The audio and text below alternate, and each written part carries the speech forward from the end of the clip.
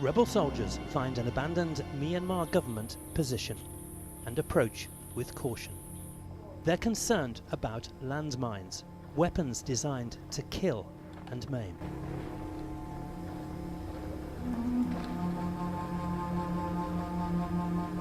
He doesn't know it yet, but for this young fighter, it'll be his last patrol. Because today, one landmine does its job. The soldier we saw has lost a foot. He'll never walk easily again.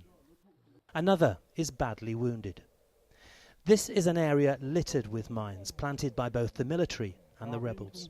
And in the last dozen years, they've killed or maimed some 3,000 men, women and children. People like Tin Tun, a farmer from Myanmar's Karen state. For 2 years he struggled with a replacement formed from a plastic pipe. But now he's being made a prosthetic limb at this clinic just across the border in Thailand. I went into the forest to chop firewood. Then I got thirsty, so I stopped and went to fetch the water. It was a hot day. I sat under a tree and it exploded. Tin Tun's wound, though old, was not clean, so first it had to be treated at the clinic's trauma unit. Tin Tun clearly remembers the moments after the explosion. He knows he's fortunate to have survived. I was with my 3 brothers at the time, so I sent them to the army camp. There were monks and workers there, and also 10 carts for carrying wood. Luckily, one of the carts wasn't in use, so the soldiers let us use it to carry me to the hospital. The mines are the legacy of 60 years of fighting between the government forces of Myanmar and rebel groups seeking independence. In recent months, a new era's begun, and the guns are now silent. But the unmarked landmines remain, and the dying and the maiming goes on. It's thought that just inside Myanmar, as much as 70% of the 2,000-kilometre-long border with Thailand has been sown with mines. The rebel groups claimed their communities were being repressed by the government, which led to decades of armed conflict. But because Myanmar's borders were closed, exactly what happened is still unknown to the rest of the world. Officially, there's now a ceasefire, but at times it fractures.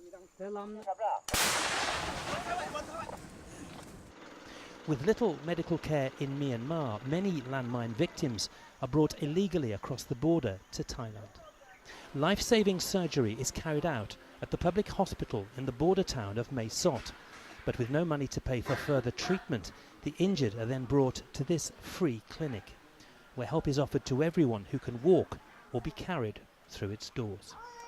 It's run by Dr. Cynthia. Her name is known throughout Myanmar, though she's not been there for 20 years. A refugee herself, she walked for 10 days and nights to escape the fighting in 1988, carrying only a bag of basic medical tools on her shoulder. She expected to stay in Thailand for 3 months. She's still here. Yeah, mostly they got injured while they are working in the farms, or some of them they are working as a soldier. So, but 90% or maybe mostly are people who are working, the civilian population. Dr. Cynthia has help. Saw More Care runs the workshop at the clinic, which makes prosthetics for those who've lost limbs. He himself is a landmine survivor. I'm an ex-soldier, right? So when we are fighting with the military junta, so unfortunately, so when we rush to their outpost, so I step on the landmine. Smuggled into Thailand for treatment, Saw More Care soon recovered physically, but felt less of a man without a leg. For him, the answer was working to help other victims. There's no shortage of patients here. This board shows the workload. 25 cases in a month, almost 1 a day. 80% are the victims of landmines. Myanmar's now moving away from military rule. But the casualties continue, and more than half are civilians. In 2011, 84 people were killed, twice the figure of the year before. When you lose parts of your body, you see, normally people feel that, so you have to rely on other people or something like that. So whenever they came here, so at the beginning, so they feel like upset, unhappy. But when I talk to them, so I encourage them, right, not to get up.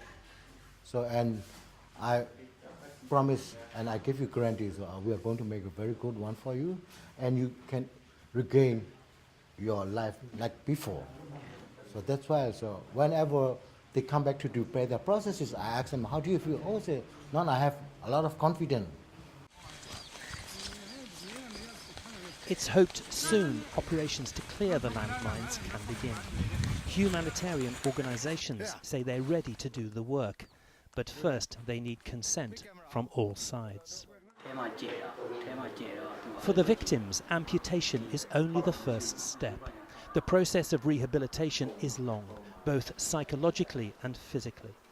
But Tin Tun knows he's among the fortunate, and after 2 weeks here at the clinic, he'll be able to go home and walk with his family as he did before. For Assignment Asia, I'm Martin Lowe on the Thai-Myanmar border.